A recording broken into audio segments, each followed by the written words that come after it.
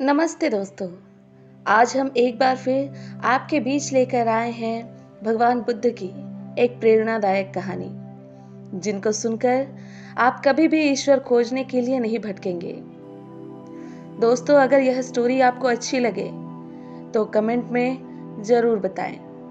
तो चलिए शुरू करते हैं आज की कहानी। ये उस वक्त की बात है जब भगवान बुद्ध इस धरती पर अवतरित थे।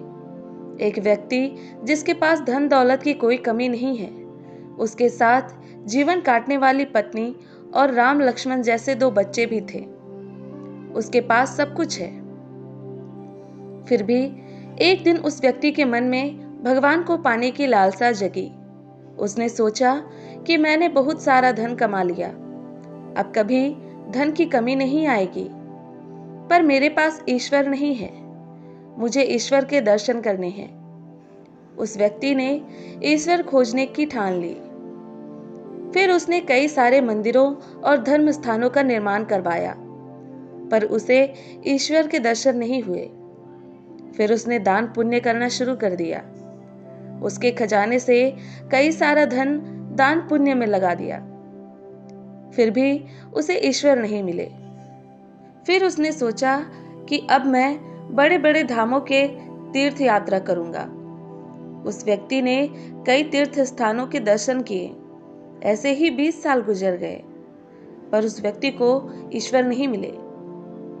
भगवान को पाने की कोशिश करते करते वो इंसान थक गया और आखिरकार वो एक दिन महात्मा बुद्ध के पास गया और कहने लगा कि महात्मा, मैं 20 साल से ईश्वर को खोज रहा हूं, पर मुझे ईश्वर कहीं नहीं मिले। क्या आप मुझे ईश्वर पाने का कोई मार्ग दिखा सकते हैं? उस व्यक्ति की बातें सुनकर महात्मा बुद्ध उससे पूछने लगे कि सुनो, ईश्वर खोजना कोई बड़ी बात नहीं है, वह तो बड़ी आसानी से मिल जाते हैं। अच्छा, तुम ये बताओ कि ईश्वर को खोजने के लिए तुमने क्या क्या किया और कहां कहां खोजा? वह व्यक्ति बुद्ध को पूरी बात बताता है कि मैंने कई सारे मंदिरों और धर्म स्थानों का निर्माण करवाया, दान पुण्य किया और कई सारे तीर्थ स्थानों के दर्शन किए, फिर भी मुझे ईश्वर नहीं मिले। महात्मा बुद्ध उसकी बातें सुनकर हंस पड़े और कहा, ठीक है, तुम्हें ईश्वर के दर्शन करने हैं ना, तुम शाम के वक्त मेरे पास आ जाना, तुम्हें ईश्वर मिल जाएंगे। वो सज्जन खुश होकर चला गया कि मुझे आज ईश्वर के दर्शन होंगे। फिर कुछ देर बाद संध्या होने को आई, पर महात्मा बुद्ध संध्या होने से पहले कुछ ढूंढने लगे।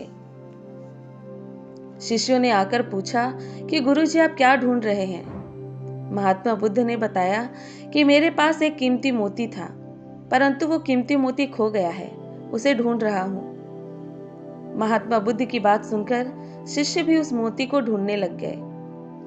सभी मोती को ढूंढ ही रहे थे कि इतने में वह व्यक्ति भी वहां आ पहुंचा।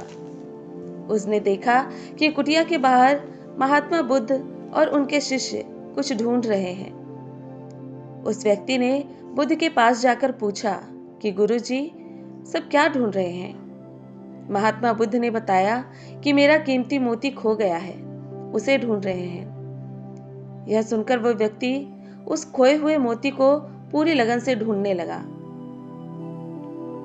ढूंढते ढूंढते रात होने को आई, पर मोती नहीं मिला। वह व्यक्ति परेशान हो गया। फिर महात्मा बुद्ध से पूछा कि गुरुजी, आपने आखिरी बार मोती को कहाँ देखा था? ठीक से याद कीजिए।